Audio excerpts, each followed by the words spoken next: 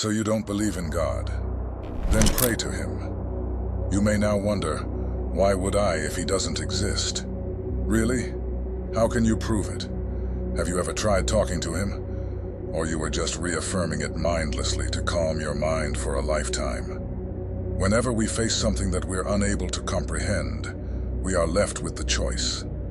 We can either deny it using all of the logical arguments that arise in our heads, and we do so because it's a very convenient and universal approach. This is how we survive on this planet as a species. But we can also approach it with childlike curiosity and look for opportunities to experience it. At the end of the day, we are the ones that are main characters of our lives, so why would we not? Most often we are just too afraid to do it because it causes dissonance in our heads. It leads to revising our point of view and beliefs. Today, I will show why anyone can't deny God's presence. But before we begin, I have to warn you, it will be a very intimidating experience, so maybe you are not the one ready for it. If you are atheist, going through it surely will hurt you. I've also attached a clip of a famous figure considered to be very intelligent and logical that went through it just to let you see this phenomena from the third person before trying it on your own.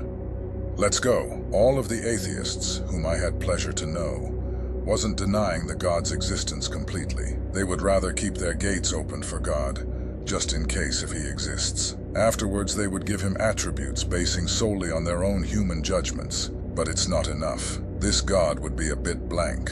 So most of them from time to time let their imagination go a bit further and think that if he existed, he would for sure save people like them. In fact, he would make an honorable place in his heaven to have theological discussions with them for eternity, because they know the best by themselves what is good and what is wrong. But they never realize that relationships also require faith that can be later converted into trust. They lack faith, so they can't trust God. To justify it, they zoom on what he does wrong on this planet and disregard how good it actually is compared to things that we do. But if he actually existed, surely he would love them for how they are, because they got it all right, unlike any belief system. He would invite them to his home and enjoyed them. But unfortunately, I don't know any relationship working this way. Why then relationship with God would be any different? On one hand, he let us live in this world of imperfections that we would all rather avoid. But on the other hand, he's more generous to us than anyone we know. You may believe in this type of God, but it makes you look for the evidence that he is your way. Then you have to look for it and create new belief system, because seeking for the answers is written deeply into your human nature. Then you have find someone like-minded to make you feel more confident in your beliefs and cultivate non-existence of someone more powerful than you, using your brain. Looking from a wider perspective, you are just entering the church of non-believers for your own need. If you already are in it, I encourage you to talk to your non-God 3 times a day with full conviction. God, you just don't exist, for a couple minutes in your own words. I'll let you guess what will happen. You can also thank him that he allowed to come to this kind of conclusion by your brain, because otherwise you would have believed in else God, and your current conclusion is that every God must be false, or the right one is impossible to deduct. Looks like most of the humanity get all the things wrong, and that thought sparks anxiety through your brain. This anxiety leads you to coping. Your next conclusion is probably that all believers are somewhat stupid, or society's conditioned them this way, which looks kinda harming from your individual perspective. Why wouldn't you thank your non-existing God that you can come up with such a straight-line conclusions? They allow you to release all your existential anxiety so you can live your happy life until you die. If he truly doesn't exist, he just won't answer your prayers. By thinking about all of this and regularly denying him regardless of what is happening currently in your life after a couple days, you should be more convinced about this fact and forget for once and all about seeking for extra materials that could be helpful in denying him. Do I get it right? It will not affect you, save your precious time, and even improve your way of thinking about our existence.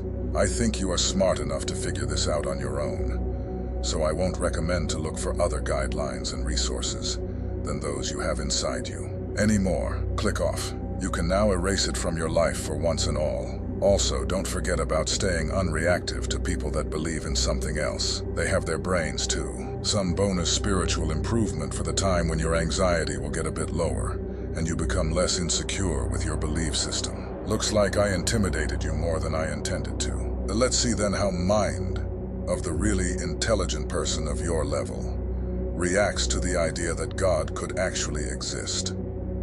So you will estimate the level of your anxiety that is surpassed by holding to a contrary idea. I do this just to let you know what are you about to face if you will accept my challenge with daily prayers. Christ is the union of those two things. The problem is I probably believe that, but I don't know. I'm amazed at my own belief and I don't understand it. Like, because I've seen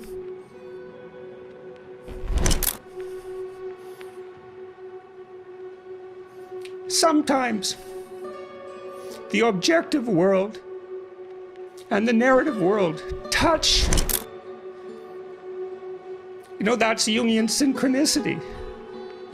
And I've seen that many times in my own life. And so in some sense, I believe it's undeniable. You know, we have a narrative sense of the world. For me, that's been the world of morality. That's the world that tells us how to act. It's real, like we treat it like it's real. It's not the objective world. But the narrative and the objective world touch. And the ultimate example of that in principle is supposed to be Christ. But I don't know what to, that seems to me oddly plausible. Yeah.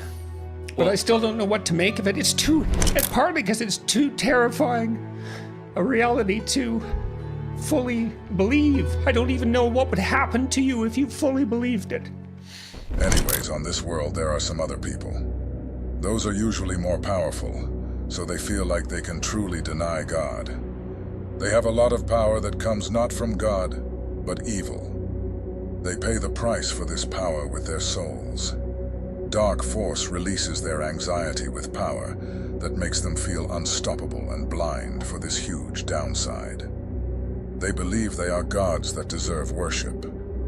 Evil fulfills them with negative emotions. With time, they become capable to truly deny God. Not out of thinking, but out of hating Him and fearing their masters. Because when they refuse to obey some evil order, those forces will withdraw all the power and give it to someone else that is eager to serve them better. I find it very easy to show that no one is able to completely ignore God's presence. It all may be a bit confusing to you, but I want you to remember just one thing. You have to understand that it's impossible to ignore God. You can choose only between trying to deny, fight, or mock Him. But none of this will work for a long run. Romans tried every option above and have failed miserably. So don't be like them for your own well-being. If you trust only your brain, it becomes God's replacement, and a very limited one. But even then, what is the source of this supernatural device, and under what terms you can use it?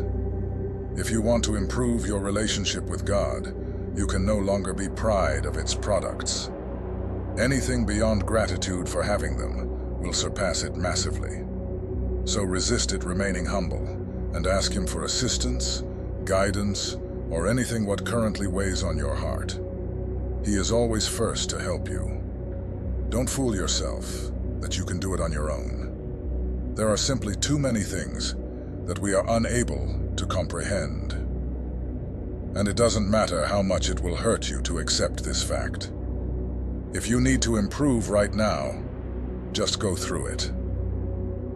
I remember how hard it was to me, but pain from other side was much more overwhelming, so I had to. Without it, I would still have nothing. I hope that I have convinced you to do the same, but in a better way, by deliberately releasing it before it explodes in you. It happened to me, and I don't know who may be next. That's why I feel obligated to do something that can prevent it. You can also take the harder path. You have free will. I don't know anyone regretting true acceptance of God's presence in him and world. I know many that do vice versa. Is that coincidental? We'll find out in next episodes. Don't miss them. See you soon.